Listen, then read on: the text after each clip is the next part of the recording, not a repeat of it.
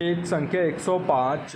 Yes अध्यक्ष महोदय, मैं आज ऐसे विषय पर बोलने जा रहा हूँ जो देश के सामने एक बहुत बड़ी समस्या बनी हुई है। आजकल कृषि पर बहस चल रही है। मैं इस बहस को बहुत ध्यान से सुन रहा हूँ। कई लोगों ने तो सरकार की बड़ी प्रशंसा की है कि वह बहुत अच्छा काम कर रही है। मैं मंत्री महोदय से एक सवाल करना चाहता हूँ। मार्च में मंत्री महोदय ने एक प्रश्न के उत्तर में कहा था कि 2 सालों में हमारा देश आत्मनिर्भर हो जाएगा।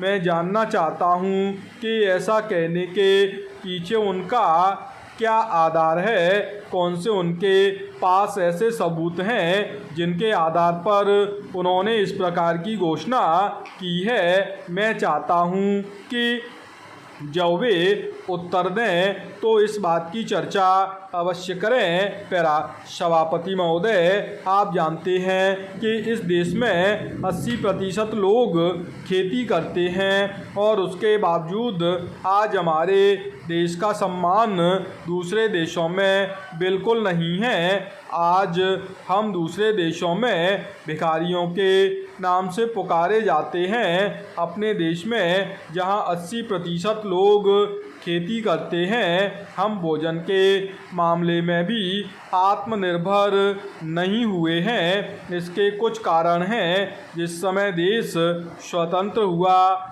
उसी समय से इस सरकार ने कुछ गलतियां की हैं, जिसका परिणाम यह हुआ है कि आज 60 साल के बाद भी हम आत्मनिर्भर नहीं हो सके हैं। इसका सबसे बड़ा कारण यह है कि हमारे देश में पहला स्थान खेती को न देकर उद्योगों को दिया गया है। उद्योग हमारे देश के लोगों की जीविका का मुख्य साधन नहीं हो सकते हैं। भोजन की समस्या के हल के लिए जिन वस्तुओं की आवश्यकता है उसकी ओर हमें ध्यान देना चाहिए। सबसे पहले पानी की आवश्यकता है। मैं समझता हूँ कि देश में सिंचाई पर अधिक जोर दिया जाना चाहिए और सिंचाई तथा खाद्य मंत्री एक होना चाहिए।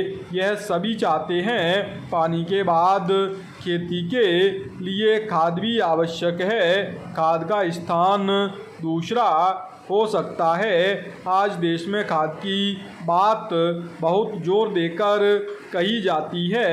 यह कहा जाता है कि उपज को बढ़ाने के लिए खाद की आवश्यकता है। बिना खाद के उपज बढ़ ही नहीं सकती है। किंतु खाद कहाँ तक उपज को बढ़ा सकेगी, यह सोचने की बात है।